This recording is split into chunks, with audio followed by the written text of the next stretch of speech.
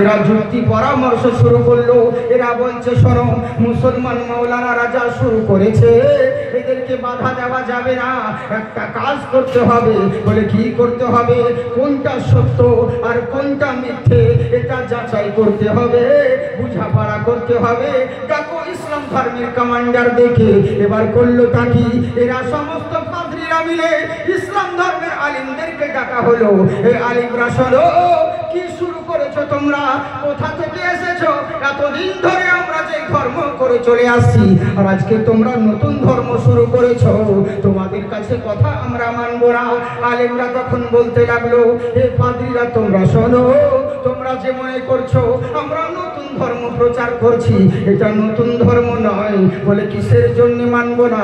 এটা তোমাদের হলো নতুন ধর্ম, আমাদের সনাতন ধর্ম হলো পুরাতন ধর্ম। এটা ভুল ধারণা, জেনে রাখো ইসলাম ধর্ম শুরুতেও ছিল, আছে, কিয়ামত অবধি থাকবে। ইসলাম কখনো নতুন ধর্ম নয়। বলে কেমন করে? শুনে রাখো, ইসলাম আমাদের স্রষ্টার মনোনীত পছন্দনীয় ধর্ম হলো ইসলাম। আমরা ইসলাম কোনো নতুন ধর্ম প্রচার করি না। এরা তখন বলছে ঠিক আছে, তোমরা যখন বলছো তোমাদের ধর্ম সত্য, তোমাদের কাছে কি প্রমাণ আছে? বলে আমাদের কাছে প্রমাণ রয়েছে। বলে কি প্রমাণ? বলে আমাদের কাছে আছে পাক কোরআন। তখন পাদ্রীরা বলছে ওই কোরআনের কথা মানবো না, কোরআনকে অস্বীকার করে দিল। কোরআনটা প্রমাণ দেখাচ্ছ, আজ যদি কোরআনটাকে পুড়িয়ে দিই, আজ যদি কোরআনটাকে নদীতে ফেলে দিই, তোমরা কি দেখাবে বলো? তখন আলেমরা বলছে শোনো, পৃথিবীর বুকে সারা জাহান যদি পুড়ে ছাই হয়ে যায়, আল্লাহর কালাম কখনো কোনো দিন ফুটবে না। সুবহানাল্লাহ বলেন।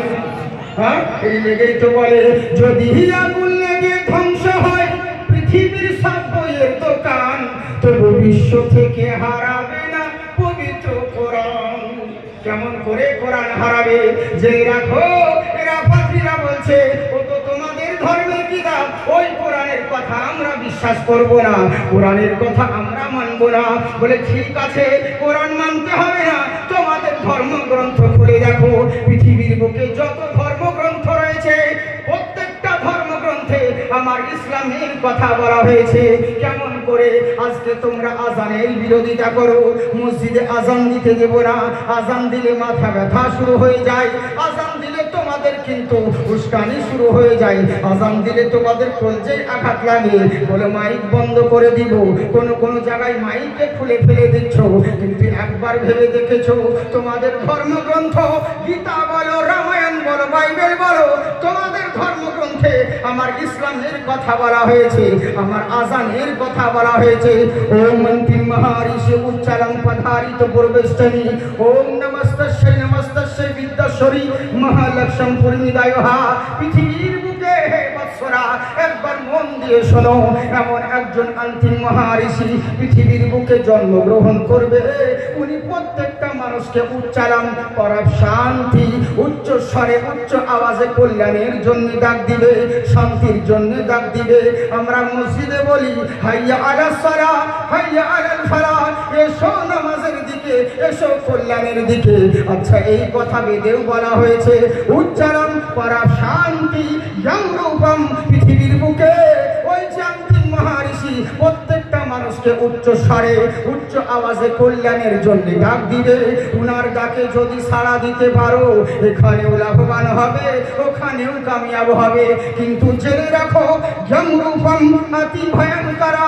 পৃথিবীর বুকে আজকে ক্ষমতার জোরে যা ইচ্ছে তাই করে বেড়াও, রক্তের জোরে যা ইচ্ছে তাই করে বেড়াও, মানুষকে মানুষ বলে মনে করো না, দেশের আইন অমান্য করো, দেশের আইনের সঙ্গে খেলছাড় করো, ক্ষমতার জোরে যা ইচ্ছে তাই করো। কিন্তু জেনে রাখো, তুমি কি ভেবে নিয়েছো যে আজকে মরে যাব, শ্মশানে পুড়িয়ে দিবে, আমাদের কিস্সা খতম হয়ে যাবে? তুমি এই কি ভেবে নিয়েছো? এটা তোমার ভুল ধারণা, যে আজকে ভেবে নিয়েছো যা ইচ্ছে তাই করব, মরার পরে শ্মশানে পুড়িয়ে দিবে, আমাদের সব পাপ মাফ হয়ে যাবে। এটা ভুল পথে আছো, ভুল ধারণা। রূপম অতি ভয়ঙ্করা। জেনে রাখো, দুনিয়ার বুকে যদি যারা পরিমাণ অন্যায় করে থাকো, মরার পরে তোমার জন্য মহান স্রষ্টা ভয়ঙ্কর শাস্তির ব্যবস্থা করা করা হবে। মরার পরে তোমাদের জন্য ওই কিয়ামতের দিনে ভয়ঙ্কর শাস্তির ব্যবস্থা হবে। এই কথা কোরআনেও বলে, কাইফা তাকফুরুনা বিল্লাহি ওয়া কুনতুম আমওয়াতান ফাআহইয়াকুম সুম্মা ইউমীতুকুম সুম্মা ইউহয়িকুম সুম্মা ইলাইহি তুরজাউন। কি করে অস্বীকার করো যে আল্লাহ তোমাকে পৃথিবীর বুকে জীবন দান করেছে, একদিন তুমি মৃত ছিলে, যে আল্লাহ তোমাকে জীবিত করেছে, আর দুনিয়ার মায়ায় পড়ে আল্লাহকেই ভুলে গেলে। একবার জেনে রাখো, তোমার নাম ছিল না, ঠিকানা ছিল না, দুনিয়ার কোনো মানুষ তোমাকে চিনত না, দুনিয়ার মানুষ তোমাকে জানতো না। আজকে বিশাল বড় বক্তা হয়েছো, আজকে বিশাল বড় ডাক্তার হয়েছো, আজকে বিশাল বড় পুলিশ কমিশনার হয়েছো, বিশাল বড় নেতা হয়ে গেছো, কিন্তু ভেবে দেখো তোমার নাম ছিল না, তোমার ঠিকানা ছিল না, তোমার কোনো অস্তিত্ব ছিল না। বিনা অস্তিত্ব থেকে অস্তিত্ব তৈরি করেছেন মহান আল্লাহ। আমার আল্লাহ বলে, বান্দা শোনো, যেই মায়ের গর্ভে তুমি জন্ম নিয়েছো ওই মাও তোমাকে চিনত না, যেই বাবার ওরসে জন্ম নিয়েছো ওই বাবাও তোমাকে জানতো না। ফাহিয়াকুম, আমি আল্লাহ তোমাকে জীবিত করেছি। আমি ইচ্ছে করলে রক্তের পিণ্ডের আকারে তোমাকে আবর্ষণ করে দিতে পারতাম, আমি আল্লাহ ইচ্ছে করলে ল্যাংড়া লুহা বের করতে পারতাম, আমি আল্লাহ ইচ্ছে করলে তোমাকে পঙ্গু করে বের করতে পারি, কাউরির কোনো কিছু বলার নেই। ফাহিয়াকুম, আমি আল্লাহ জীবিত করেছি, সুস্থ করে বের করেছি, আর আমার দুনিয়াতে আমার জীবন পেয়ে তুমি আমাকেই ভুলে গেলে, দুনিয়ার রং তামাশায় পড়ে গিয়ে তোমার আল্লাহ থেকে দূরে সরে রইলে। কি এমন মায়ায় পড়ে গেলে যে স্রষ্টার চাইতে দুনিয়ার মোল্লা তোমার পছন্দ হলো, কিন্তু জেনে রাখো আমার জীবন পেয়ে যা ইচ্ছে তাই করে বেড়াচ্ছ, কিন্তু জেনে রাখো সুম্মা ইউমীতুকুম, এই জীবন তোমার শেষ জীবন নয়, তোমাকে আবার মৃত্যুবরণ করতে হবে। আর কি ভেবে নিয়েছো মরে গিয়ে কবরে দিয়ে দিবে, কেসা খতম হয়ে যাবে? ভুল ধারণা। সুম্মা ইউহয়িকুম, তোমাকে আবার জীবিত করা হবে, আর জীবিত করে ভাবছো যেখানকার খুশি সেখানে চলে যাব। না না না, সুম্মা ইলাইহি তুরজাউন, তোমাকে চূড়ান্ত সিদ্ধান্তের জন্য খোদার কাঠ গড়াই হাজির হতে হবে। সুবহানাল্লাহ বলেন। তাহলে বোঝা গেল কোরআন যাই বলে, পুরাণও তাই বলে, বেদও তাই বলে, মহাভারতও তাই বলে। কত সুন্দর কথা। ওম জগদ্ধি মহিমা সুদামাহি, পৃথিবীর বুকে মসজিদের দরওয়াজায় লেখা থাকে আল্লাহুম্মা ইফতাহলি আবওয়াব রাহমাতিকা, মন্দিরের দরওয়াজায় লেখা থাকে ওকার চন্দ্রবিন্দু ওম, হে চন্দ্রের মালিক, হে সূর্যের মালিক, হে ভূমণ্ডলের মালিক, আমি তোমার উপাসনা করি, তোমার ইবাদত করি, তোমার কাছে সাহায্য প্রার্থনা করি। আমরাও তো মসজিদে বলি ইয়াকা না'বুদু ওয়া ইয়াকা নাস্তাইন, আল্লাহ তোমার ইবাদত করি আর তোমার কাছে সাহায্য প্রার্থনা করি। আমরাও যাই বলি ওনারাও তাই বলে, কিন্তু ভাষার মধ্যে আলাদা।